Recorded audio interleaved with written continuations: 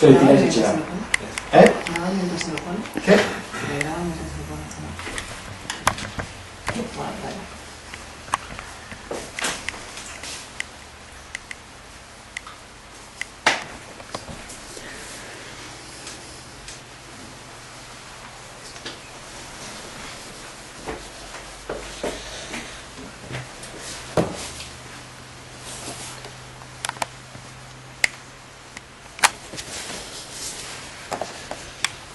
¿Vale o más?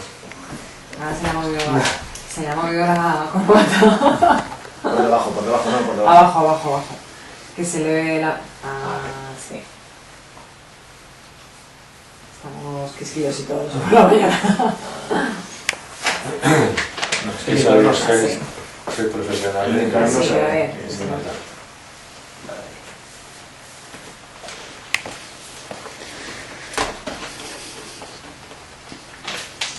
¿Qué va a echar ahí? Enganchas.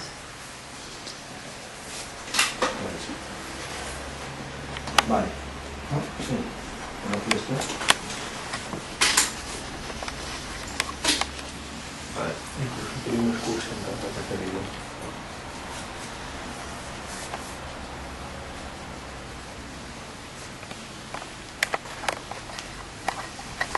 ¿Vamos? ¿Grabamos? Usted mira a Laura todo el rato, ¿vale? Sí, ya se lo sabe, ya. Es un placer. Ahí entra. Placer, Perfecto. amigo. Estamos. Pues nada, arrancamos ya. La Ley de Costas de 1988 daba 30 años de plazo para llevar a cabo derribos de las construcciones que la incumplieran. ¿Qué decía exactamente esta ley? No daba 30 años de plazo para los derribos de las viviendas que lo incumplieran. Simplemente establecía que había una prohibición de construir en el dominio público nada nuevo y además de la servidumbre de protección, de ampliar construcciones que ya existieran, etc.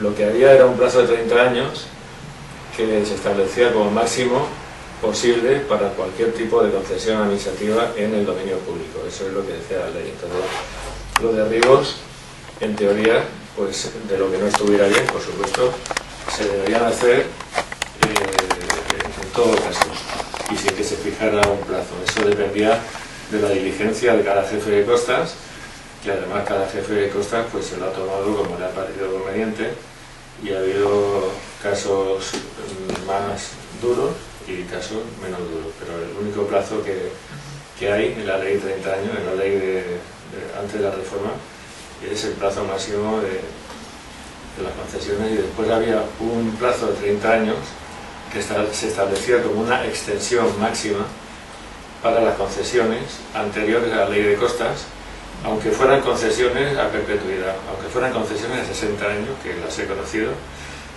pues se decía el artículo, la disposición transitoria 14 del reglamento de 89, establecía que esas concesiones, como no eran compatibles con la ley de costas porque eran de vivienda la mayoría, pues que no las iban a tirar al suelo, pero que se verían reducidas a 30 años a partir de la entrada en vigor de la ley de costas, y de ahí el drama humano y legal que se montó el día 28 de julio de 2018, que era cuando terminaba ese plazo máximo de 30 años a partir de la entrada en vigor de la ley de costas.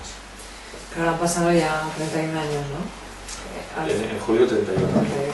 ¿Ha habido derribos? Sí, ¿no? Sí, ha habido derribos, algunos derribos bastante traumáticos y bastante dramáticos. También ha habido algún derribo que era lo que tenía que ser, aunque no es la norma. Yo conozco un caso, que por supuesto no voy a decir cuál es, pero que es un caso de una persona que tiene la casa en el suelo porque la construyó en la playa y ya está. Y entonces no es adecuado hacer eso ni es de recibo hacer eso. Pero ha habido muchos otros casos de los cuales pues sí se han producido derribos que no, bajo mi punto de vista, porque no se ajustaban a derecho por diversas razones que hay que explicar para cada caso concreto, y que esto sería muy extenso. En 2008 funda la plataforma de afectados. ¿Por qué? ¿Y qué tipo de afectados hay en esa plataforma? En el 2008 yo fundé con todos los clientes del despacho, que eran 12 colectivos de toda España, la Plataforma Nacional de Afectados por la Ley de Costas, a petición de Alfredo Masó. En septiembre de 2017 me pidió que para luchar con más eficacia pusiera en marcha un colectivo que llevara adelante una lucha colectiva. Entonces se fundó el 8 o 9 de enero de 2008 y la razón básica fue que Cristina Narbona, cuando vino al gobierno de ministra de Medio Ambiente, ya dijo ella que su propósito principal iba a ser la limpieza del dominio público. Lo que pasa es que, como escribí yo en un artículo, el concepto que ella tenía de limpieza del dominio público habría necesitado la urgente intervención de un médico, porque había muchas ocupaciones que no había ninguna razón para que las tiraran al suelo, y entonces fue tanta la presión que metió que hubo algo que es, bajo mi punto de vista, el indicio de toda sociedad saludable, que es una respuesta social espontánea. La gente sometida a esa persecución y sometida a esa presión decidió organizarse y se organizó de esa manera. Y la suerte era que yo tenía mucha visión de conjunto de cómo se estaban haciendo las cosas en nuestra amada patria, mucha visión de conjunto, primero porque llevaba temas de toda España, y luego porque cuando me iba a Madrid a examinar un expediente de Berlinde, pues procuraba tener acceso a toda la documentación de ese expediente, incluso aunque no me fuera necesaria para estrictamente el caso, y entonces pues me venía con mucha información. Eso me proporcionó un privilegio, que es el privilegio de tener esa visión de conjunto, que es algo que los ingenieros de la Dirección General de Costas ni podían sospechar. Y entonces yo no fundé la plataforma por adorno, ni por pasar el tiempo. Yo fundé la plataforma con la finalidad de presentar en el Parlamento Europeo una queja colectiva, que era un informe que yo hice de 134 folios sobre abusos y arbitrariedades en relación con la aplicación de la Ley de Costas, que se presentó el 1 de febrero de 2008 por registro de entrada, que hubo resistencias del Partido Socialista hasta el último momento, porque hasta cuando iba yo caminando para allá me llamó por teléfono Maruja Sornosa, eurodiputada del Partido Socialista, para decirme que no la presentara, que iba a ser mejor que no la presentara, que ella me iba a asesorar, que ella me iba a ayudar y que tal. Bueno, se presentó, y la razón, si es la pregunta que me hace, la razón de que se montara la plataforma y se hiciera todo esto es que se había producido una actitud por parte del gobierno, y en concreto por parte de la ministra de Medio Ambiente, de momento Cristina Narbona, muy agresiva, y además con su director general de Costas, porque ya puso a José Fernández, que es un ingeniero de Costas, que había sido jefe de Costas de Las Palmas, que había sido, digamos que, retirado del cargo, según dicen los medios de comunicación, por el gobierno de Aznar, por un tema de que parece ser que le haya adjudicado una obra a una sociedad en Puerto Rico SL que era de su padre. Esto es lo que dice la prensa, no lo digo yo, lo dice la prensa. Y sin concurso previo y sin nada de esto, pues entonces pues lo quitaron. Y es cuando Cristina Narbona vino de ministra, le llamó a José Fernández, porque sabía que era un hombre, vamos a llamarlo enérgico, y estoy siendo cariñoso y amable con José Fernández. Entonces la combinación de Cristina Narbona y José Fernández era un cóctel muy difícil de tragar para la gente, y por eso se hizo la plataforma. Sufrió muchas presiones. Perdón, aguantan. No sé. Y estoy llorando y todo. Pobre. Ya estoy. ¿Sufrió muchas presiones en aquel momento por el gobierno, entonces?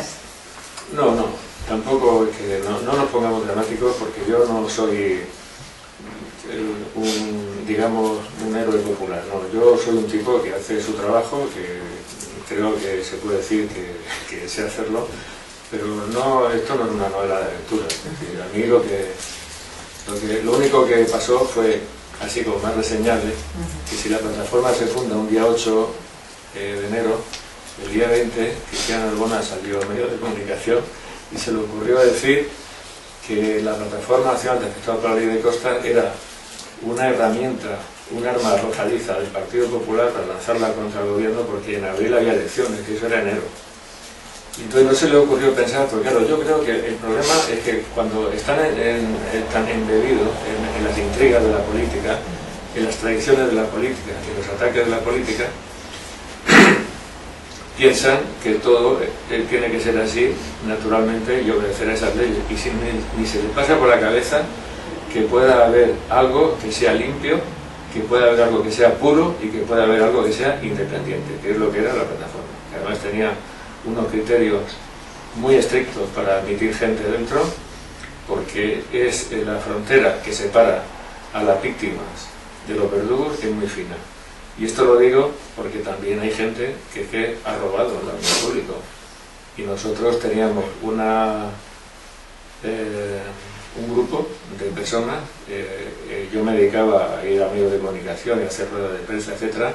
Y yo no solamente exponía razones legales, yo exponía razones éticas y morales también. Yo no me puedo presentar, como hicimos una rueda de prensa el 26 de marzo de 2008 para medios de comunicación solo internacionales y exponer cuestiones que recordaban el tema legal y que entraban en la ética y la moral, cuando llevo en el saco a gente que ha construido malamente e indebidamente en el dominio público. O sea que nosotros ahí teníamos un filtro importante que a mí pues me permitía ir a donde tuviera que ir sin vergüenza de que nadie me dijera, no, es que usted tiene a estos que han robado y tal. Y así fue como se montó. Y entonces Cristina Narbona pues se pensaba que todo era de jugar a lo mismo. Y no, esto fue algo realmente auténtico, realmente espontáneo, y cuando funcionó creo que se puede decir que fue un ejemplo a seguir de algo que es bonito, que es que la sociedad pueda prevalecer frente al Estado, frente a las estructuras del Estado y frente a la burocracia del Estado. Yo creo que es un modelo así. Como decías antes, ha sido al Parlamento Europeo varias veces a defender a los afectados. ¿Cómo han sido esas exposiciones allí? Pues las exposiciones allí, la primera que hice el 20 de enero de 2009, tuvo gracia, porque era la primera vez que iba de novato, y como iba de novato me pasó lo mismo que a Cicerón. Tú sabes que Cicerón era un grandísimo orador en el Senado romano, pero el secreto de su oratoria no era que tuviera unas cualidades naturales, sino que estaba asustado y sentía mucho el peso de la responsabilidad y se lo preparaba muy bien. Entonces el primer día que fui allí, yo me había preparado el discurso porque me decían que 5 minutos y no más.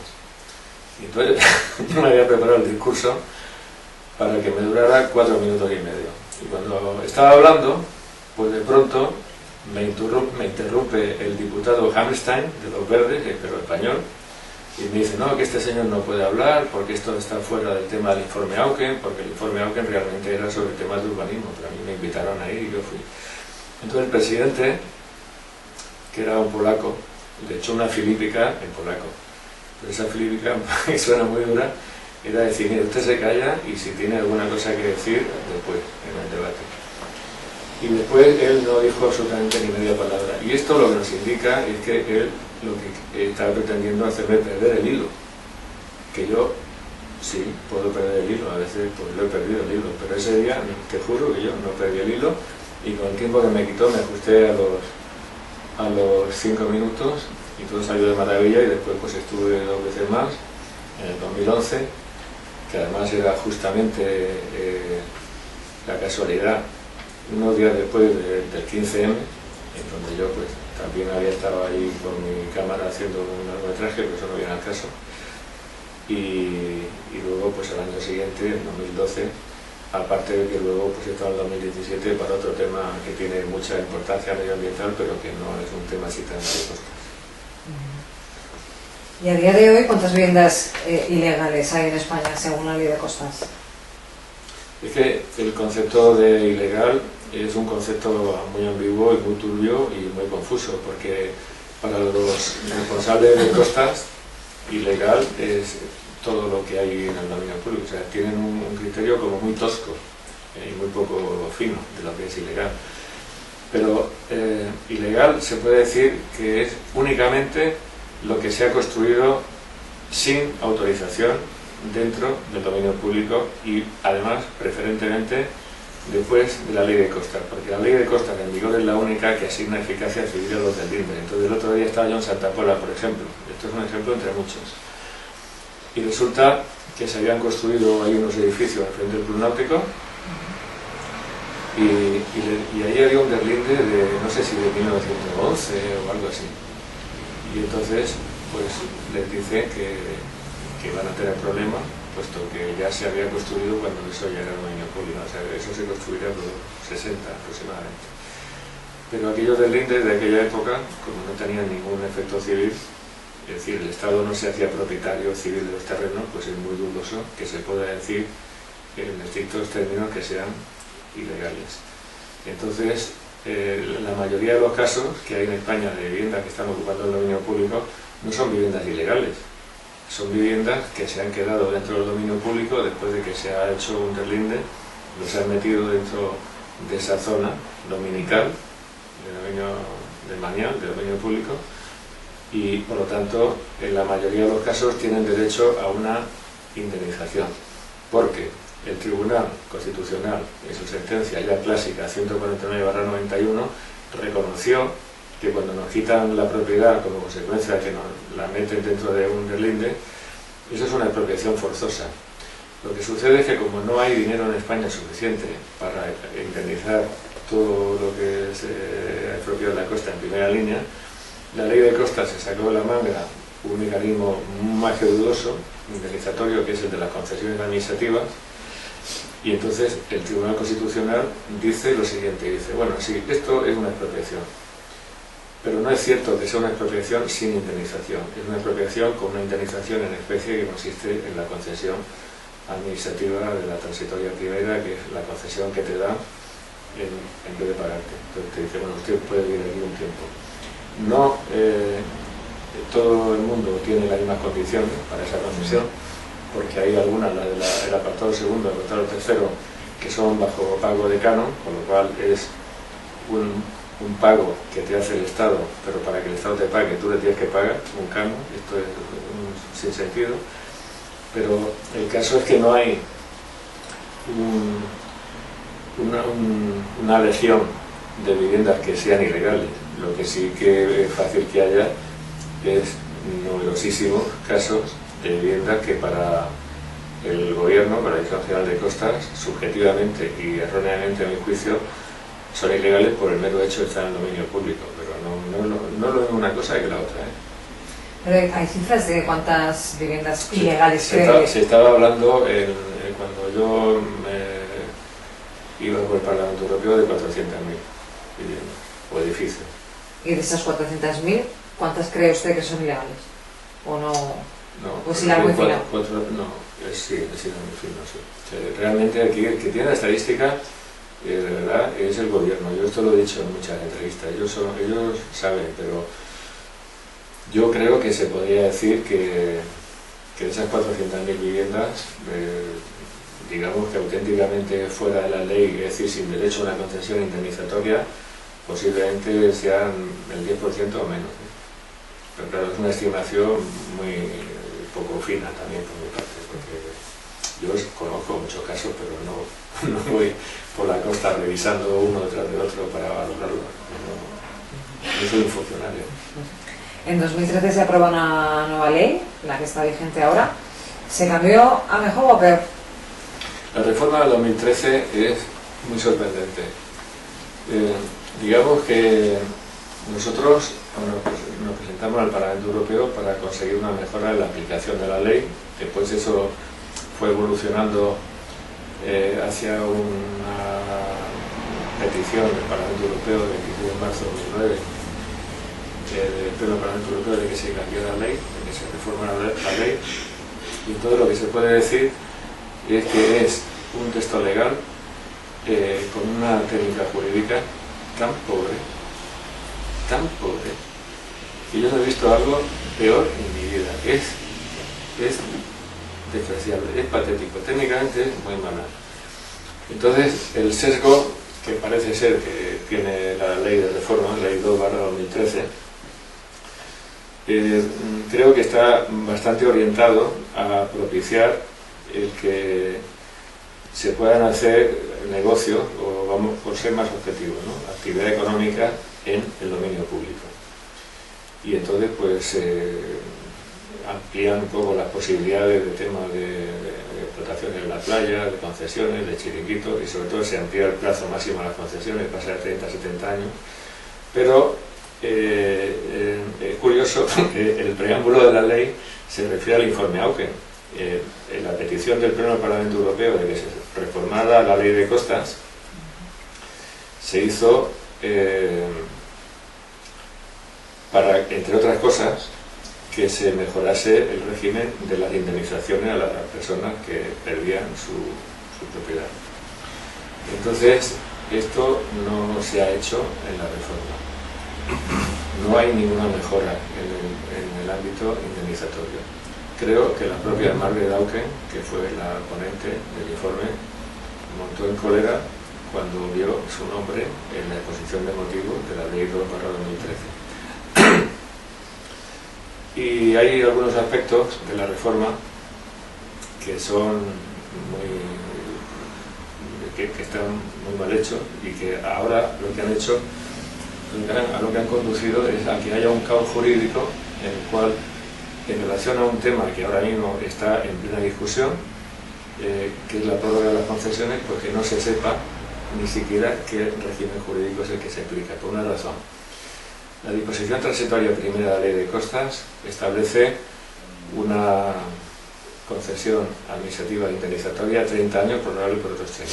Entonces tú te coges la ley y sabes perfectamente qué derechos tienes. 30 años gratuitos, prorrogable por otros 30. Pero el artículo 2 de la ley de reforma dice que estas concesiones de transitoria primera se podrán prorrogar por 75 años, por hasta 75 años, que por cierto no son gratuitos.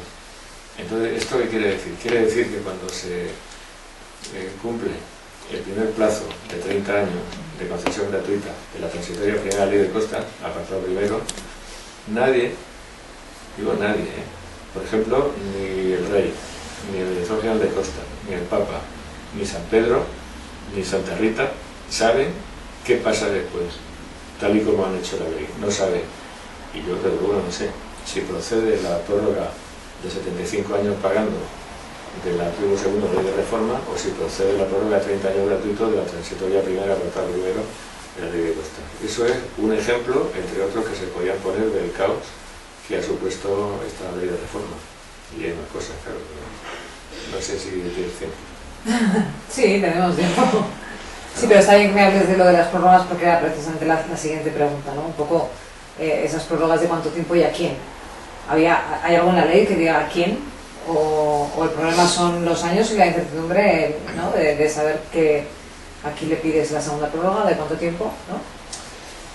No, el artículo 2 de la ley de reforma dice que las prórrogas establecidas, la concesión establecida en la ley se podrán prorrogar por hasta, no dice 75 años, dice hasta 75 años. El apartado 2 del artículo 2 dice que se aplicará a las concesiones indemnizatorias, que son las de la transitoria primera. Eso responde a una primera pregunta, que es ¿a quién se puede beneficiar de esa prórroga? Los afectados que han perdido su propiedad por un deslinde pueden ser beneficiarios de una de esas prórrogas.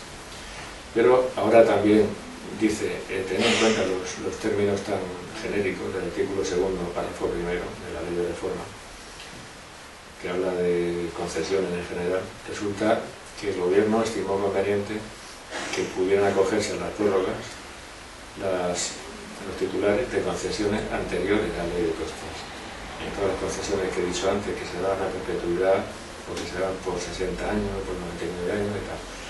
Entonces, en la disposición transitoria número 16 del Reglamento de Costas del 2014, se establece la posibilidad, no la necesariedad, sino la posibilidad de que los titulares de estas concesiones anteriores a la ley de costas también puedan gozar de la prórroga de 75 años, y hay muchas personas que han pedido esa prórroga, y la verdad es que es una suerte, porque en principio estaban condenados al derribo y tal. Lo que pasa es que también es cierto, yo hablando con los funcionarios de Costas, lo que percibí era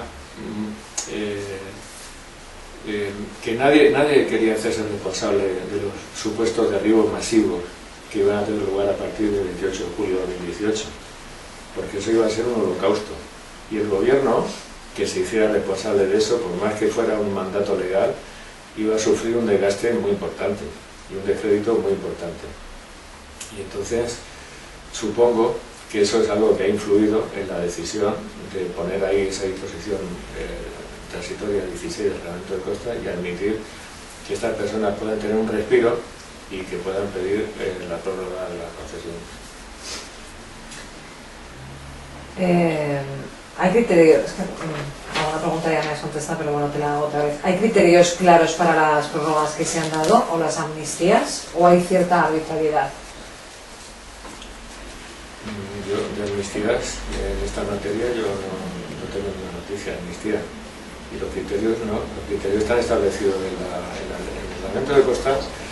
Hay unos criterios que están plasmados de forma objetiva en relación al plazo por el cual han de otorgarse las prórrogas. También hay unos criterios para el plazo con el cual de otorgarse las concesiones. Pero las prórrogas se dan para máximo determinado plazo en función de los usos. Hay usos de vivienda, hay uso de actividades de recuperación del dominio público, hay usos de restauración, que en ese caso son 30 años o hasta 30 años. Los de vivienda me parece que he leído que eran como hasta 75 años. Los de recuperación medioambiental, lógicamente, tienen el máximo privilegio, 75 años. Y eso está todo objetivado en la ley. El problema no es una posible arbitrariedad en relación con quién puede ser beneficiario o no de una concesión. El problema yo muy bien lo veo en una contradicción lógica que existe, porque las prórrogas, todas las prórrogas, incluyendo la prórroga que se otorga a quienes habían sido despojados de su propiedad y por lo tanto son indemnizados con la concesión, que era gratuita en origen, esa prórroga es bajo pago, se tiene que pagar un canon. Ese canon va a ser del 8% del valor catastral del inmueble.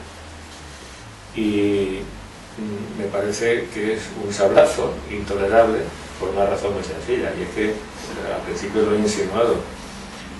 El Estado no te puede decir, mire, yo le quito su propiedad, pero no se preocupe porque le pago, pero como no tengo dinero le pago en especie con la concesión. Entonces, si para que el Estado te pague tú le tienes que pagar a él, ¿esto qué es? Esto tiene un nombre, ¿eh? Esto tiene un nombre. Y ese nombre es expropiación sin indemnización. Una expropiación sin indemnización, contraria al artículo 33.3 de la Constitución, que no admite que se haga eso.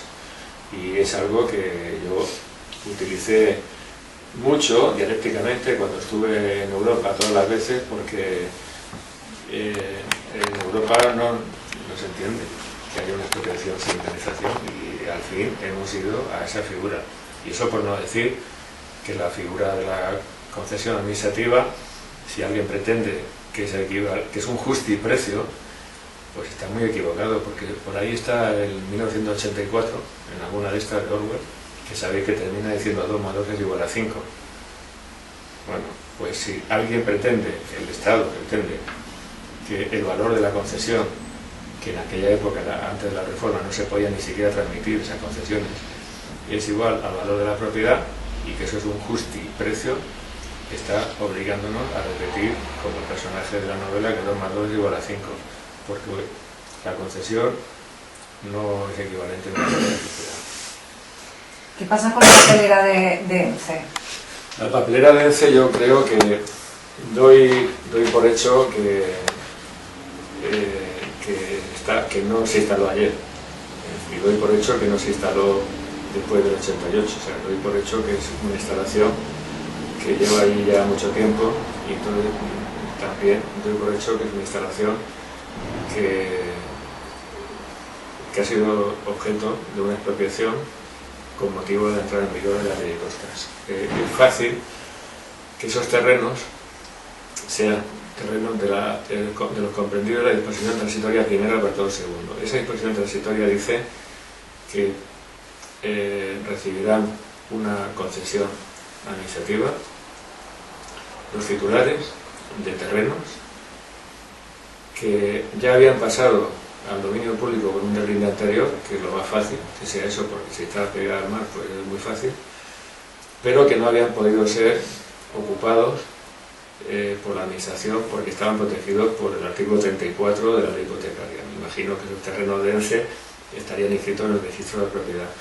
Entonces el problema es que la ley es muy cicatera en esos casos, y aquí también estamos ante algo muy parecido a una expropiación sin indemnización. Es cicatera porque no dice que la concesión esa sea ni gratuita ni prorrogable, ni una cosa ni la otra, con lo cual era una concesión que requería el pago de un canon, lo cual ya nos remite otra vez a eso: yo te pago pero tú me tienes que pagar a mí, y sobre todo queda en el aire el tema del derecho a una prórroga. La reforma de la ley de costas se supone que tiene que haber proporcionado una solución a ese problema. Quiere decir que ya se le tendría que poder aplicar la prórroga de 75 años. En todo caso, yo lo que he leído por ahí en medios de comunicación, de que se decía que los usos tienen que ser usos que no puedan tener otra ubicación, etcétera, etcétera, creo que son informaciones que están un poco desencaminadas, porque sí que es cierto que el artículo 32 de la ley dice que no se podrán ejercer en el dominio público actividades que puedan tener otra ubicación en otro sitio.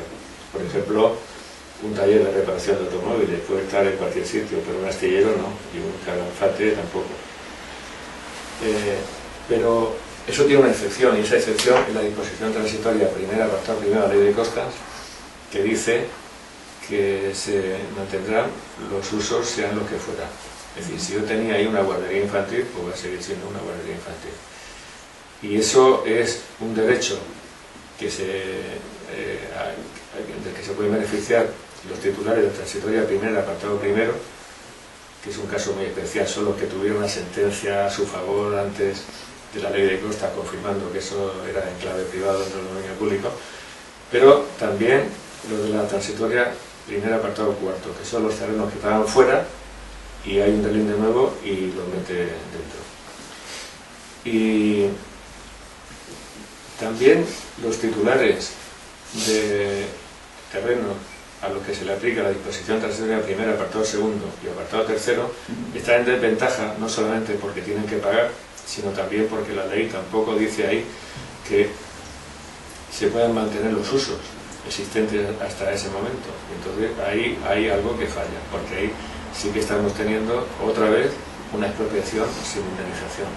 Entonces yo creo que desde el punto de vista constitucional y desde el punto de vista también del primer protocolo adicional del Convenio Europeo de Derechos Humanos, que regula en su artículo único, que recoge el derecho de propiedad como un derecho que se incorpora al Convenio Europeo de Derechos Humanos, es totalmente intolerable que a la papelera ENCE le pongan problemas derivados de una cosita burocrática, porque alguien, cuando estuvo escribiendo la ley, en la época en la que se escribió la ley, pues no cayó en los problemas catastróficos que podía estar originando por ser tan cicatero a la hora del reconocimiento de derechos transitorios. Porque, joder, yo creo que ya que no das dinero, por lo menos tiene que ser un poco más generoso a la hora de establecer la miseria, que es una indemnización en especie mediante una concesión, para dejarlo vivir a la gente, y sobre todo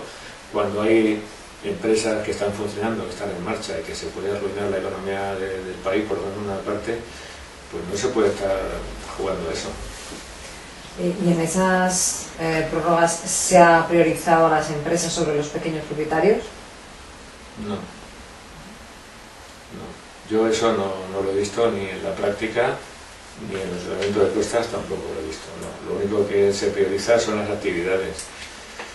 Y claro, había un impulso que no estaba escrito así en la ley de reforma, pero era obvio que es un impulso a favor de dejar que se hagan actividades económicas en el dominio público, reconociendo que España es un país que vive del sol y de los calamares de la romana, no tiene industria, no tiene otra cosa. Yo cuando me llamó el director general de entonces, Pablo Saavedra, cuando estaban elaborando la reforma, me llamó y me dijo, mire, yo quería contestar con usted la reforma que usted ha escrito, pues yo nada más hacerse eso, el Parlamento Europeo el 26 de marzo de 2009, yo escribí una reforma y la presenté en rueda de prensa el 21 de mayo de 2009. Y entonces me dice, yo quería contestar a ver si podemos llegar a una concordancia o a un acuerdo en cuanto a la reforma que hemos hecho nosotros, a la propuesta y a la que usted hizo. Y dice, bueno, cuénteme. Y le digo, mire, lo primero que tenía que pensar usted es si tiene sentido que un país que no tiene industria, que no tiene comercio, que no tiene casi de nada, que su actividad económica se está reduciendo casi al 100% al tema del sol, la playa y la puntilla, los calamares de la romana y todo esto, si tiene sentido que ese país tenga prohibido el uso residencial en la primera línea de playa. Y dice, no, hombre, no, eso no es así. Digo, ¿cómo que no es así? Me parece que el artículo 28 es la servidumbre de protección. La servidumbre de protección, que es lo que hay a continuación del dominio público, no puede estar nadie viviendo. La gente que está viviendo es por tolerancia, por un derecho transitorio que está recogido, la transitoria cuarta, porque si ya estaban esos edificios antes de la ley y estaban viviendo la gente, pues eso se respeta. Pero si la casa se cae o la tira y la hacen de nuevo, se rompe la continuidad de los usos y nada pueden seguir ahí viviendo. Dice, no, eso no es así, porque claro, le parecía disparatado, me parecía disparatado que lo que yo le decía, que en la primera línea está prohibido vivir. Y pues saque ese, creo que era el 28, era el artículo 28 de la ley, y me dice, anda, pues es verdad. Anda, pues es verdad. Entonces, la ley, pues, las imposiciones de la ley, la dureza de la ley y las condiciones de la ley, muchas veces resulta que son obra de unos señores que están en Madrid, donde no saben mucho de ellos de qué color es el mar, o sea, si es azul o es verde o es colorado, y sobre todo que no son conscientes de las consecuencias a largo plazo o no tan largo plazo en la economía que puede tener esa especie de purismo intelectual o de integrismo medioambiental que piensan que puede estar desconectado del resto de la realidad del país. Pues no es así. Entonces con esta ley pues han proporcionado problemas a muchos empresarios. Yo me acuerdo ahora de ahí que en la zona de Cantabria hay bastantes instalaciones dedicadas al tema de lechería y de fábricas de yogur, etcétera, que por la razón que fuera pues están cerca del mar y les ha pillado la ley de costas y han tenido muchos problemas, que yo tampoco sé ahora cómo los han resuelto, pero lo que no se puede hacer es restringir así, y sobre todo con esa arbitrariedad, porque yo me acuerdo de cuando presenté el informe de aplicación abusiva a la ley de costas en el Parlamento Europeo, os comentaba, por ejemplo, que en Vegadeo, o sea, el río Eo tiene un pueblo Lugo y otro Ribadeo y Vegadeo. Vegadeo Lugo y Vegadeo Asturias. Pues como el río se mete mucho dentro de la ciudad, porque a ellos les da la gana y es dominio público, porque piensan que son sensibles a las mareas y tal, pues entonces hay un brazo del río que está ya metido en el casco urbano y el dominio público incluye toda la zona que se podría inundar cuando sube la marea, que no se inunda porque está encauzado. Bueno, pues ahí hay una feria de muestras. La feria de muestras de Vegadeo está en el dominio público marítimo terrestre. Y ahí está, y nadie le tose. Y como le dije el otro día a una compañera vuestra, cuando el gobierno socialista impulsó el Foro de las Culturas en el puerto de Barcelona, eso también era dominio público marítimo terrestre, y tampoco se puede hacer ahí una actividad que pueda estar en otro sitio. El Foro de las Culturas se podría haber hecho en Soria tranquilamente. Bueno, no tranquilamente, pero en fin. y en cambio pues hay mucha arbitrariedad. Entonces, por una parte, ellos no reparan en el daño que pueden hacer a la economía del país, porque para ellos es yo delimito,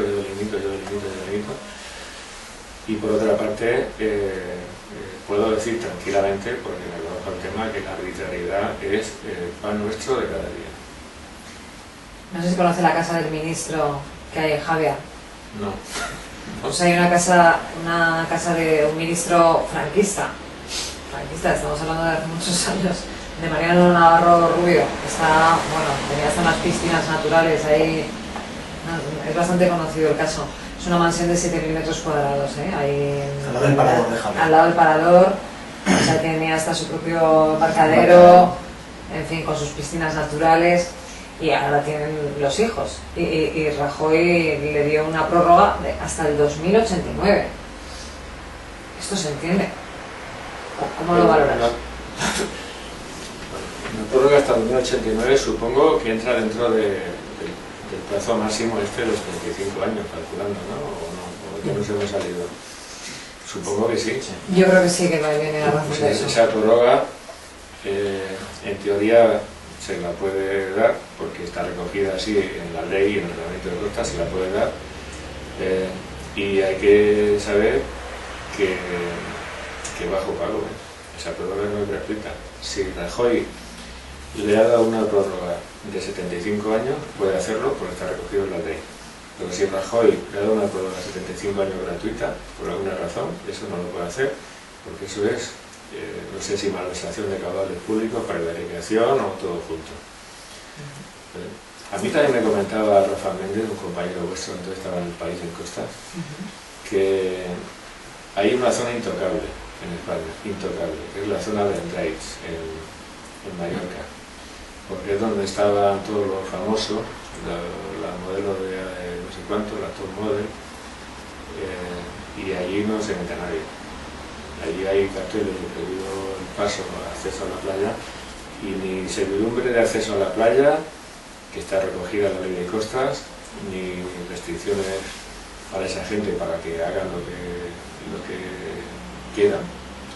Y otra cosa que he tenido yo la desgracia de ver en Ibiza, pero que en este caso no, gente de muchísimo dinero, muchísimo dinero, pero que no me atrevo a ponerlas en público, porque ya cuando yo vi aquello me encendí, pero después me apagué, porque yo también tengo aprecio a mi vida, Entonces, sí, son cosas de gente muy potente, que han hecho allí lo que les ha dado la gana, sin poder hacerlo, pero porque los jefes de costas de turno pues se lo han permitido y así como funciona. Luego a los humildes duro, los humildes duro ya la cabeza, y a la clase media duro ya la cabeza. Una vez, la penúltima vez que estuve en el Parlamento Europeo, conté el caso de Florentina Mora, que era una mujer que llamaba ya al despacho llorando a lágrima viva porque habían encontrado en Cala Tuent, vive en Sóller. En Sóller hay una playa que es Cala Tuent, que es una playa de cantos. Entonces, en esa playa, ella y su marido habían comprado una casa antigua, construida en 1920, para convertirla en restaurante. Y les había costado 50 millones de pesetas, porque eran pesetas entonces por 300.000 euros. Y entonces estaba afectada por un deslinde antiguo, pero la situación era muy confusa. Lo que pasa es que le tramitaron un expediente de recuperación posesoria, le tiraron la casa al suelo, le exigieron, espera, que ya verás, le exigieron el pago de 300.000 euros para pagar los costes del derribo, o sea, 300.000 más 300.000, para quedarse sin nada, 100 millones de pesetas. Y resulta que de esos 300.000 euros para pagar el coste del derribo, como 200.000 eran el coste de entrega de los residuos al vertedero autorizado. El señor del vertedero autorizado estaba allí en su oficina escuchando la radio y esperando a que le vinieran los residuos, que no vinieron nunca los residuos. Entonces coge y, según me han contado, contrata a un detective el detective empieza a darse paseo por la playa y lo que descubre es que estos héroes de la protección medioambiental de la Jefatura de Costas, supuestamente y presuntamente, y según me han dicho, pues lo que habían hecho era coger todos los escombros y enterrarlos en la misma playa, enterrarlos en la playa. Entonces estuvo ahí excavando un poco y salían los hierros, los forjados, el hormigón y todo eso y tal. Y yo ya no sé, porque le perdí la pista al tema, si efectivamente, supongo que no, porque ya esta mujer no tenía dinero, claro, como que iba a tener, si les exigieron el pago de los 300.000 euros o no, pero ahí,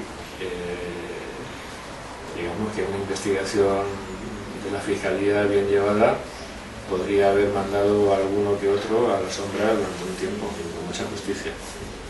Claro, es que eso es así, ¿no? Cuando te derriban, sí, cuando te derriban la casa, encima te tienes que hacer cargo tú de los gastos de tirar la casa abajo. O la tiras voluntariamente y claro, lo pagas tú, o si no, la tiran ellos y te pasan los costes. Claro, esos costes nunca se ajustan al presupuesto mínimo, siempre son costes importantes y generosos, ya se preocupan ellos de eso. Y sobre todo lo feo de esto, lo horrible de esto, es que yo he tenido casos. Una vez me consultaron, me llamó Crisol Santana Padrón de Gran Canaria, muy preocupada porque a su padre tenían unas casas, estas casas tradicionales de toda la vida, que debían tener como 80 años, que estaban en mitad de un acantilado, en una cueva, allí cierra la pared y se hace la casa. Entonces me decía que les habían tramitado una expediente de recuperación posesoria y que le iban a tirar la casa, pero que el jefe de costas le había ofrecido un trato y le decía que si no se defendía, escucha esto, que es gravísimo, si no se defendía, le tiraban la casa gratis, pero si se iba con abogado y hacer el recurso y no sé qué, le iban a tirar la casa y además le iban a pagar los costes, con lo cual estos pues no sé si decirlo así, pero ¿dónde está realmente el auténtico terrorismo? El terrorismo es causar terror, ¿no? Psicológico. Bueno, esto es terror psicológico, esto es abuso de poder y esto es lo que se ha estado produciendo. Entonces eso es lo que a mí me movió a estudiarme, a ver si había esa obligación de pagar los costes del derribo, y eso no está absolutamente en ningún sitio, Eso de que tú tienes que pagar los costes del derribo se lo inventan ellos, pero claro, como ellos están arriba y nosotros estamos abajo, pues tienen que tragar. Pero una recuperación posesoria no es más que una recuperación de la posesión. Tú recuperas la posesión, tú eres del Estado, recuperas la posesión. La persona se tiene que marchar de ahí y luego tú, que eres del Estado y has recuperado la posesión, pues tú haces lo que quieras. La derribas o pones un centro de estudio de las gaviotas ahí o lo que quieras, pero no está recogido absolutamente en ningún sitio que una recuperación posesoria, y mira que han sufrido en Canarias con esto, mira que han sufrido. Que una recuperación posesoria tenga que venir acompañada de derribo, ni mucho menos que ese derribo lo tenga que pagar el interesado. Eso no está recogido ni en la ley, ni en el reglamento, ni en ningún sitio. Eso es una práctica, en fin, creo que se puede decir que fronteriza con lo mafioso de los jefes de costa de cada jefatura de costa. ¿Y la gente que pidió prórrogas ha obtenido respuesta o vive sin saber si al final le van a tirar su casa o no? La gente que pidió prórroga, pues los expedientes están en trámite todos, están pidiendo documentación complementaria. El despacho, en este caso, pues estamos dando la documentación complementaria que piden, y el único caso en el que dicen que no procede es el caso de concesiones anteriores a la ley de costas. No, perdón, de situaciones anteriores a la ley de costas que no estaban regularizadas mediante una concesión y que podían haber pedido esa concesión administrativa. Hay un caso en Mazarrón así, podían haber pedido esa concesión administrativa en los primeros 30 años, a continuación de la entrada en vigor de la ley, pero no lo hicieron porque ni lo sabían y tal. Entonces ahora van y piden una prórroga, no pueden pedir la concesión porque no están en plazo, y tampoco pueden pedir la prórroga porque no pueden pedir prórroga de una concesión que no existe. En esos casos se está diciendo que no. Y también se está diciendo que no, pero con una base, creo que medianamente razonable, cuando hay un expediente de caducidad de la concesión, porque las concesiones se pueden declarar caducadas por diversas razones que están recogidas en la ley. Lo que pasa es que el reglamento es muy impreciso. El reglamento dice que se otorgará la prórroga siempre que no se aprecien causas de caducidad. Y que no se aprecien causas de caducidad es algo subjetivo, y es algo indeterminado, y es algo que va en contra del principio de seguridad jurídica. Debería decir que se otorgará la prórroga salvo que haya una declaración firme, una resolución de caducidad o algo parecido, pero que se aprecie. Tú puedes apreciar que hay causa de caducidad y otra persona puede apreciar que no la hay. Y así es como está el tema. Y hay gente que se puede pegar años esperando que le resuelvan si hay prórroga o no hay prórroga, así. Años con esa incertidumbre, ¿no? Sí, sí. Y además con la desventaja de que aquí no hay silencio positivo.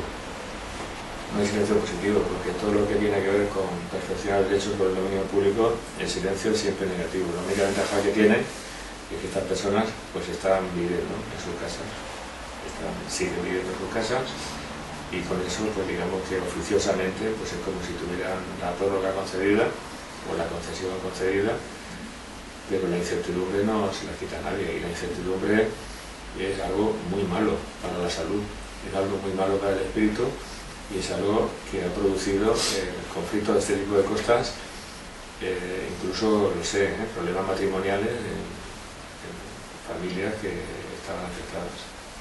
Pero es que es complicado de entender por qué alguien que se compró su casa en los años 70 o 80 o incluso antes y que es propietario desde hace décadas, de repente se entera que su casa no es legal o que ha dejado de ser legal, ¿no? Es difícil. Eso es que el lenguaje que utilizamos es un poco engañoso inconscientemente. O sea, esa casa, ya he dicho antes, que no es ilegal. Esa casa es una casa que ha pasado al dominio público, pero si se cumple con los requisitos de la disposición transitoria primera de Costa en alguno de sus 4 apartados, pues es una casa que ha pasado al dominio público y que sigue siendo legal de otra manera y que se sigue teniendo la posesión en modo de concesión, no ya de propiedad, con un horizonte final. En algunos casos se tiene que pagar canon, en otros no se tiene que pagar canon porque la ley está hecha de forma, digamos que imperfecta o defectuosa, pero no se encuentra de pronto con una casa ilegal. Yo la primera vez que fui al Parlamento Europeo, cuando había la primera intervención, lo que les dije, porque quería realmente causar la misma alarma, quería transmitir la alarma que estaba produciendo en España, es que yo le decía a los eurodiputados, decía, imaginen que ustedes se compran una casa de vacaciones en España, imaginen que están muy contentos con su casa, imaginen que de pronto viene un temporal y se moja, su casa se moja. Su casa, que era legal, que estaba escrita en la registro de propiedad y que no tenía ningún problema, de pronto su casa pasa a ser ilegal porque ha habido una ola y ha mojado su casa. Bueno, el lenguaje era un poco intencionadamente agresivo. No es que su casa sea ilegal, pero es algo muy parecido. Su casa pasa a tener un follón y pasa a tener un problema realmente grave. Sí, sí. Sí, yo me refería, bueno, uno es un poco en el pellejo de ese señor que se compró la casa hace, o que se construyó la casa hace, yo qué sé, un montón de años, y de repente vienen y le dicen, no, es que se la vamos a tirar. O sea, es muy difícil de entender, ¿no?, para la gente. Sí, sí, pero yo te digo que eso depende de cada caso. Yo, por ejemplo, estaba y sigo con algunos todavía bajo la cuesta en Tenerife, en un caso que para mí este despacho es emblemático. Son miembros fundadores de la plataforma, son un conjunto de 50 casas cuevas que se habían construido fuera del dominio público, fuera del dominio público, fuera, y entonces se encuentran con el disgusto y con el marrón de que cuando se hace un deslinde nuevo el 22 de mayo del 2006 pintan una línea que supuestamente la hacen coincidir con la anterior, pero no coincide con la anterior. La anterior venía delante de las casas estaban fuera del dominio público. Y entonces pintan una línea que la pasan por detrás, con lo cual, como dicen que se ratifica la anterior, se supone que la anterior ya estaba ahí, y de ahí que se supone que no es el caso, pues no fue así, que se habían construido ya dentro del dominio público. Y entonces eso sucede porque cuando se hacía un deslinde, este deslinde es de enero de 1969, el anterior. Cuando se hace un deslinde de esa época, como no había GPS, no había coordenadas UTM, con un GPS diferencial picas y te sale la coordenada UTM, entonces la línea, digamos que era una línea poligonal, y cada punto de la línea poligonal se definía por dos variables, que son la longitud del segmento y el ángulo que formaba con respecto al punto anterior. Y si se producía un error de cálculo en un ángulo, por ejemplo, pues se arrastraban todos los errores.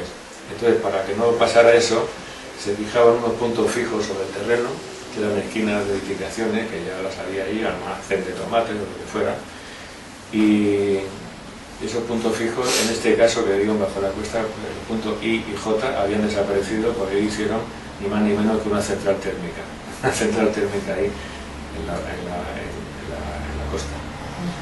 Entonces eso les sirvió, creo que como pretexto, para hacer un recálculo y una compensación errónea. La línea se metió para adentro y vinieron con la idea de que todo el barrio estaba dentro del dominio público, y tienen orden de derribo firme desde el 2009, Desde 2009, hace ya 10 años. Yo lo que pasa es que hasta ahora pues los he estado aguantando porque yo sé, digamos, que lo que hay que hacer, y claro, eso es un drama humano, es una tragedia humana, pues son familias humildes, y además son familias que tienen un modo de vida muy, digamos que adorable, muy adorable y muy bonito y muy peculiar, porque ahí son todos una familia, es una calle que es un culo de saco, no llega a ningún sitio.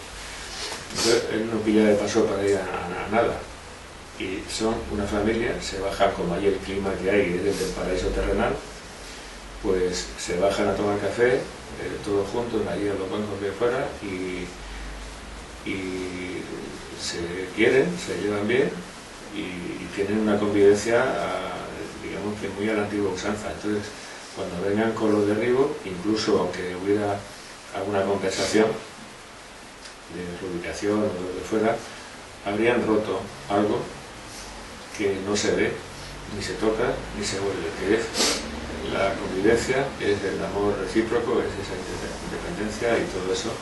Pero eso no viene por casualidad, eso viene porque en realidad ahí, bajo la cuesta, municipio de Candelaria, isla de Tenerife, hay un plan secreto, claro, inmobiliario, para quitar de medio a estas personas de ahí, que son pobres, y que den a los ricos. Hay un plan para hacer una urbanización de lujo que nadie lo quiere reconocer, que procuran ocultar todos los datos relativos al tema, pero una urbanización de más o menos lujo, no hay mucho lujo, como con un puerto deportivo y tal. Y lo que duele es no solamente que te echen de tu casa cuando has estado viviendo legalmente y decentemente y sin robar y sin molestar a nadie durante toda la vida, y además que eso sea porque hay una razón oculta detrás, y en algún caso de estos pues puede ser que haya más, porque en España, porque la política de costas pues es, digamos que es muy maleable, un deslinde se puede llevar de forma agresiva si le parece conveniente al jefe de costas, o de forma más blanda si le parece conveniente al jefe de costas. Y en cuanto al tema de los derribos, pues exactamente lo mismo. Entonces hay casos como este en el que si fuera por ello estarían ya en el suelo la vivienda y la urbanización ya construida. Luego está la otra parte, ¿no? La de la protección del medio ambiente y el cumplimiento de la ley también son dos elementos básicos, ¿no? En cualquier estado hoy por hoy. Sí, pero tú fíjate que la ley de costas, incurre en una contradicción del libro, de pizarra, que se ve, una contradicción que se ve. Tú te lees la ley y la exposición de motivos de la ley es un hermosísimo y bellísimo y justificadísimo discurso de protección medioambiental. Pero si después esa ley, con todas las restricciones que pone al uso del dominio público y a la invasión del dominio público, establece como compensación a las expropiaciones un sistema de concesión administrativa que en la época en la que se hizo la ley era por 60 años y ahora podían llegar a 105 años con las prórrogas. ¿Qué medio ambiente es el que estamos defendiendo? O sea, ¿cómo estamos defendiendo el medio ambiente si tú haces una declaración solemne y bellísima de que un espacio donde hay un montón de torres de apartamentos de dominio público y pertenece a todos, pero al día siguiente de esa declaración esas torres siguen ahí y esas torres van a seguir ahí por muchos años y los problemas medioambientales que pudiera dar la presencia de esas torres van a continuar por muchos años? Y eso es una demostración de la incapacidad de la ley de costas para resolver los problemas medioambientales de las costas, por culpa de que no hay dinero para expropiar, porque si hubiera dinero, pues tanto, y usted se va y se compra otra cosa en Guadalajara, en fin, pero no pueden pagar todas las sin expropiaciones. Antes ya apuntabas un poco por ahí, pero la construcción en la costa sigue siendo un foco de corrupción. La construcción en la costa no sé si sigue siendo un foco de corrupción ahora, porque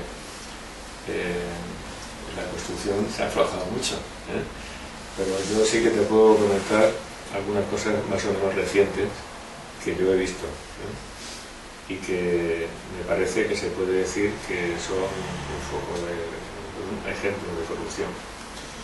Un caso es el caso de Marinador.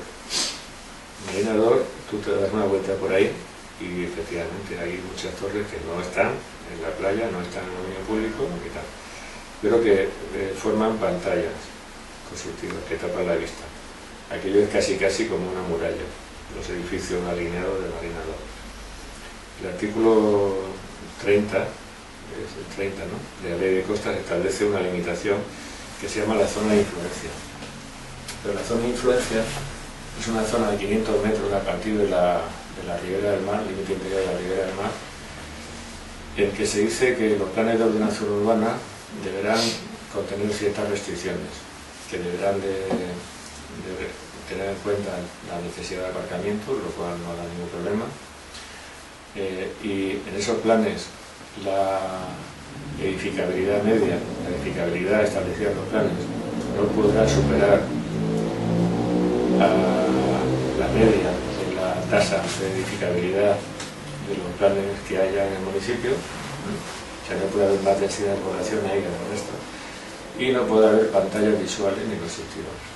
Entonces, cuando se hizo Marinador, que estaba gobernando Aznar, pues pasó una cosa. Se emitió el informe que se tenía que hacer, porque era un informe preceptivo de la Dirección General de Costas, y creo que lo tengo en algún ordenador, lo tengo, porque me lo proporcionó un periodista que estoy investigando. Y entonces hace un informe en el que dice que sí, que se da el ok al plan parcial ese o lo que fuera, puesto que no había ninguna restricción que aplicar porque en Oropesa no había ningún plan de urbanismo activo y no había edificabilidad media de nada, y entonces pues, que no había ninguna referencia a establecer la limitación. Pero que esa era una de las dos limitaciones y se olvidaron conscientemente de la otra, que es la prohibición de las pantallas constructivas. Entonces tú te vas hoy allí y dices, pero ¿cómo puede ser que una chabola miserable, no hace falta irse a Canarias, por aquí también, que le estén dando esos problemas y que en cambio se haya construido eso que es casi como la muralla china? Pues eso es un caso de corrupción, para mí, bajo el punto de vista. No es que esté lanzando una acusación solemne, pero sí algún análisis, pero que yo creo que ha sucedido ahí. Y luego también, pues aquí en Valencia, en la Patacona, pues también hay una zona que se le parece, no sé si son 500 metros, pero posiblemente le coge, y también recientemente se han hecho pues lo mismo, unos bloques grandes que forman pues eso, pantallas visuales y pantallas constructivas, y tampoco ha habido novedad. Yo ahí ese tema no lo conozco con tanto detalle, pero casos de corrupción en la gestión de estas cosas, pues sí que se han dado. No sé si sí que no. Marbella precisamente es uno de los, ¿no?, emblemas de la corrupción urbanística. ¿El caso Malaya acabó con las viviendas ilegales o sigue habiendo viviendas ilegales? En el caso Malaya yo no me he metido en el caso Malaya. Yo de Marbella, yo lo que sé es que estuve con... Yo ahí tenía un derribo en Marbella, un derribo de parte de una vivienda que creo que había pertenecido en su día a la familia real de Irán. Después la vendieron a quien fuera, que no me interesa, y la tenían que tirar al suelo pues una parte del jardín con el patio, y no tenían razón.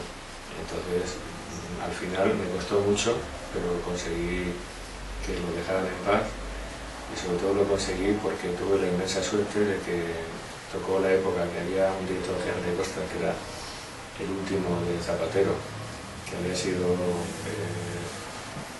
cuando hizo a Rosa Aguilar, ministra del Ambiente, pues trajo a Pedro Antonio Ríos. Pedro Antonio Ríos fue un excelentísimo director general de Costas y no se dejó dominar, ni abducir, ni controlar por los ingenieros de Costas, y entonces yo le decía, yo indirectamente a él lo conocía, y me decía, Pedro Antonio, que esto no podía hacer esto, no veis, no tenéis razón, y al final pues eso se llevó a buen fin y lo dejaron en paz. Pero en el tema de la operación Malaya, pues realmente no es un tema que yo conozca, y sobre todo yo no sé si ahí hay mucho en la costa o es más bien urbanismo puro. Algo alguien me dijo alguna vez de una casa del actor Hollywood. ¿Michael Douglas? No, de Málaga. Antonio Banderas. Alguien me dijo que bueno, no, esto no sería responsable por mi parte de hablar de lo que no sé en absoluto. Solamente que alguien me dijo que si tenía pues un privilegio, eso es cotilleo tonto que no procede contarlo al público cuando no sabe realmente de lo que habla. Pero no sé más yo de la operación Malaya. Ni de Marbella en general. Se han tirado muchas y se han legalizado. No, yo en Marbella curiosamente estuve defendiendo un tema que de momento no está dando problemas, pero que puede dar problemas mucho peores, que es la ley. O sea, ríete tú de la ley de costas, ¿no?, que es el del Linde de Ríos. Allí hay un sitio, un cauce seco, que es el arroyo de las Piedras. Entonces el arroyo de las Piedras te dio, porque de la misma forma que hay que delimitar el dominio público marítimo terrestre, también la ley de dominio público hidráulico también establece que hay que delimitar los cauces de los ríos hasta la máxima cota inundable, y ahí creo que digo que todo el mundo se prepare, porque de la misma forma que en el sistema de ley de costas hay unas compensaciones, en el sistema de la ley de dominio público hidráulico no hay compensaciones. Entonces te cogen y te hacen lo mismo que no te costas. Dice la máxima cota inundable, y con arreglo a unos estudios teóricos, porque no llueve, en España no llueve, después si algún día llueve. Y entonces cogí que hasta aquí dominio público, y esto ya no es suyo, y además usted no tiene derecho a ninguna compensación. Bueno, pues yo estuve en un tema de estos de allí, que por cierto, y como anécdota, estaba también afectada la duquesa de Alba, y bueno, en ese caso pues tuve suerte y conseguí que se anulara la resolución, y no sé qué más va a pasar, y son los únicos temas que estaba llevando yo allí en Marbella y que yo conozco. No sé si ha habido derribos, porque en Marbella no sé, no soy experto en Marbella. ¿Y es habitual legalizar construcciones que son ilegales? Es decir, ¿qué clase de mensaje mandamos si quien incumple la ley no paga? ¿Es habitual que se legalice? O sea, o No, se hace de forma no, arbitraria también, eso- a unos sí y otros no. No se puede hacer, eso no se puede hacer. O sea, el único cauce legal para proceder a la legalización de una obra en dominio público es el caso en el que se ha construido algo, o en la servidumbre de tránsito, que también puede ser, se ha construido algo que realmente, porque sí que se podía hacer, por ejemplo, ¿qué es lo que se puede hacer de construcción en el dominio público? Muy poco, solamente las viviendas, los edificios que están dados en concesión, pues admiten obras de reforma, obras de mantenimiento, obras de ornato, cosas de este tipo, pero no ampliar, eso no se puede hacer. Entonces, imaginemos que hay un edificio que está en dominio público. Entonces, a lo mejor resulta que los titulares hacen una obra de reforma, como por ejemplo afianzar la fachada, porque a veces en línea se caen abajo las cornisas y es peligroso, y no solicitan autorización al jefe de costas. Entonces le puede caer un expediente sancionador, pero a continuación cabe la legalización. Cuando estamos hablando de legalización, la única forma decente que hay de hablar de legalización es cuando se trata de situaciones de estas, que digo, no cabe o no debe de haber una legalización cuando la obra es ilegal, porque en esa hipótesis que te he dicho, si en vez de ser vamos a asegurar las cornisas o vamos a pintar la fachada, fuera vamos a ponerle otra planta más al edificio, encima de la terraza, por ejemplo, eso sería una ampliación que está prohibido. Entonces, no solamente caería un expediente sancionador, sino que además caería una orden de reposición de las cosas a su estado anterior, porque no se puede legalizar. Entonces, si hay alguna legalización de una obra en el dominio público,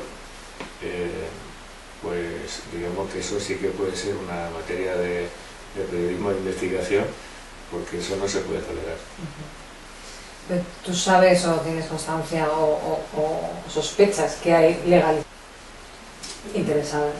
No, yo, por ejemplo, yo no conozco, lo digo la verdad. Pero cuando estuve la primera vez en Lanzarote, sí que me ponía mucho énfasis todo el mundo en la residencia que el rey Juan Carlos la dio a San II, en la vareta o la maleta, o cómo se llama eso.